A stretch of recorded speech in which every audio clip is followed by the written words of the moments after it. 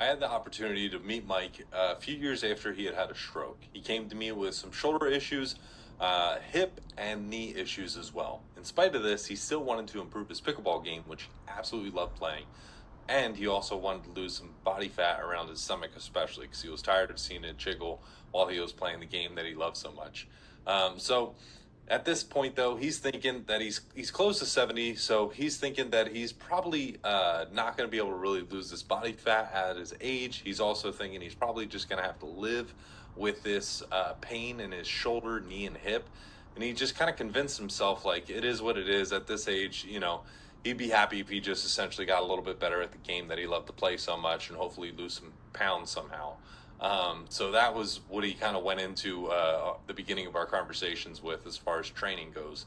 And he's feeling pretty frustrated and kind of angry and really tired all the time because with being in so much pain, Mike really wasn't sleeping a whole lot. He was up most nights, unfortunately, and a little low on energy and really frustrated by it with just how long this has been going on for him. And kind of, at his tipping point, if you will. So here's what we ended up doing in order to help turn all of this around for Mike. So the first thing was essentially helping him change up his nutrition a little bit, and that's just really a couple little portion control things. So we took his plates from this big to this big, small little things like that, along with some healthy swaps, and then of course a couple of fasts. And that was probably the biggest differentiator to be able to help him lose that body fat that he wanted to. And then in regards to his shoulder, knee, and hip, we took a three-prong approach where using heating pads, that actually helps to increase the blood flow within that area.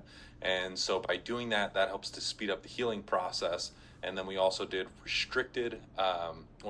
resisted stretches as well too. So if I'm, trying to get more mobility in this wrist, I'm going to push against it, and then I'm actually going to try to push the opposite way, right, for a little while. So it's about 30 seconds of stretch, 10 seconds resistance. We'll do several reps of that in these different areas, including his shoulder, knee, and hip, in order to increase that range of motion. And the third piece is to develop more strength in that area. So as he's trying to, eventually reach his arm all the way up over her head, and while it keeps on stopping, we would ensure that he's at least sending a signal to that area to say, like, hey, body, we need this to get a little bit stronger. So between the heat, the resistance stretching, and the strengthening, that actually allowed me to witness tears of joy from Mike down the road after several months of very consistent work from him, doing this all the time, so that he was actually able to get full access again into his shoulder and reap the benefits, as you can see here, from being able to play pickleball and be just that much better at the game that he loves so much. And he was also able to lose that body fat as well too. And I hope you can take some of these notes and pages out of Mike's playbook and apply them for yourself.